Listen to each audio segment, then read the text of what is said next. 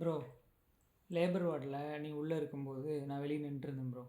அப்போ வந்து டாக்டர் என்ன சொன்னாங்கன்னா, சார் உங்களை 9 மணிக்கு தான் உள்ளே விடுவோம், நீங்கள் போய் சாப்பிட்டு வந்துடுங்க அப்படின்னு சொன்னாங்க. நான் போய் சாப்பிட்டு வர கேப்பில் என்ன பண்ணேன், சரி உள்ளே வந்து சிவா ரொம்ப வந்து கஷ்டப்பட்டுருப்பா, நம்ம போய் ஜோக் சொல்லணும், பக்கத்தில் போய் நின்று அவளை சிரிக்க வைக்கணும் அப்படின்னு நினச்சிட்டு பயங்கரமாக ப்ரிப்பேர் பண்ணிட்டு வந்தேன் ப்ரோ. ஒரு ஜோக் உனக்காக ப்ரிப்பேர் பண்ணிட்டு வந்தேன். நான் பக்கத்தில் உங்கள்கிட்ட வந்து ப்ரோ ஒரு ஜோக் சொல்லிட்டா அப்படின்னு கேட்டோன்னே நீங்கள் தயவு செஞ்சு போங்க அந்த பக்கம். ஒரு நிமிஷம். அதாவது உலகத்திலேயே பெரிய வலி பிரசவ வலி. அந்த வலியில் நான் இருக்கேன்.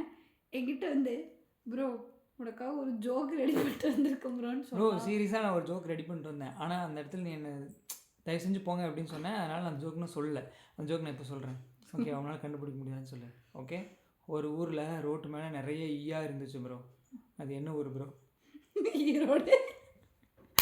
ஆமாம். இந்த ஜோக் சொல்லியிருந்தீங்கன்னா